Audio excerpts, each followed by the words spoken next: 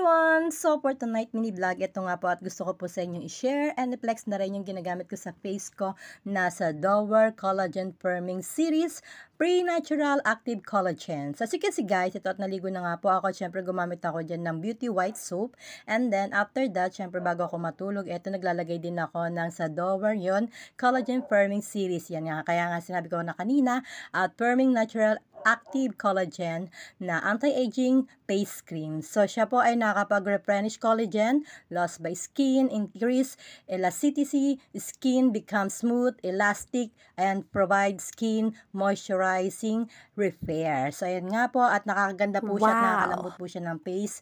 Kailangan natin siya ilagay sa gabi para po anti-aging siya. At the same time, ay magkaroon ng collagen or malagyan ng collagen yung ating face. At syempre, mabanat. At syempre, ma-repair po niya yung mga dry skin natin sa face at saka ma-moisturizer yung ating face. So maganda po siya guys, mga mima ko, dahil gabi-gabi po ako nitong gumagamit guys. Pero make sure na nalinis nyo po or nakapaghilamos kayo ng face bago nyo ilagay para yung yung dumi, syempre, 'di ba? Basic naman alam natin na natin maghilamos or maligo sa gabi. So ito nga po yung sinasabi ko at keep on watching guys at papakita ko sa inyo kung paano ko po siya nilalagay. So ito po ay 100 grams po siya. Ayan nga po yung sinasabi ko. At meron po siyang parang spatula. So, yung spatula, kukuha lang po tayo ng amount dun sa pinaka-cream niya. Tapos, ibabalik po natin dyan sa plastic. Pero, hugasan natin yan pagtapos natin gamitin yung plastic na yan.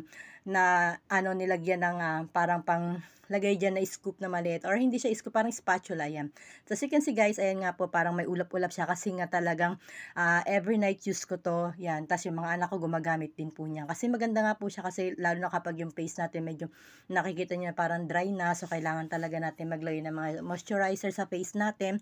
At mga, para yung meron din kailangan yung may mga collagen din. Ayan. So, hindi tayo nakapag-take na may collagen. Kaya, pwede na tayo dito sa mga ganito na mga face cream sa mukha. So, as you can see guys, ito na nga po at naglalagay lang po ako ng enough amount para po sa aking face. So, pwede nyo rin lagyan yung leeg nyo. Pero ngayong vlog ko kasi lagyan ko muna yung aking face kasi nga malalabat na yung cellphone ko. Kaya hanggang face lang muna tayo. Pero pwede nyo rin lagyan yung leeg ninyo.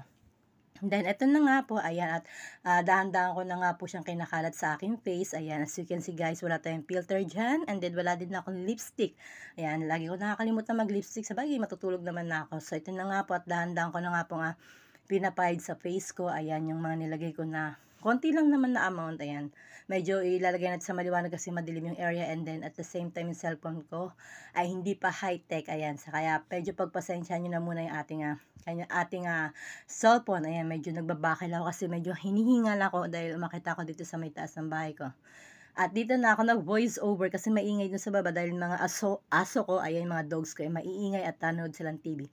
So, as you can see guys, ito na nga po at dahan-dahan ko pinapahid yung ating sa Dower Collagen face cream sa aking face. As you can see guys, wala siyang parang malagkit sa mukha, hindi ganun yung feeling. At the same time, hindi siya yung parang namumuti-muti na todo-todo. Hindi po ganun. Ayan. Kahit konting amount lang po siya, tas in-spread nyo po, napakalambot po niya sa mukha. So, ayan nga po at kaunti lang po yung nilagay ko kasi hindi naman kailangan maraming amount. Ayan. So, meron ako dyan kaunting melasma pero kunti-kunti nyo lang yung ginagawa natin sa ating pagkain ng sabon at syempre dito sa may sa Dower Collagen face cream natin at nagla-lighten na rin po siya. So, bali mga 1 week ko na itong ginagamit. Ngayon ko lang po siya na-vlog kasi nga po nawala sa isip ko kasi hindi ko siya makita yung pala nilagay dun sa may lagayan ng mga pulbo namin sa may tabi ng mga salamin namin sa baba ng hagdan.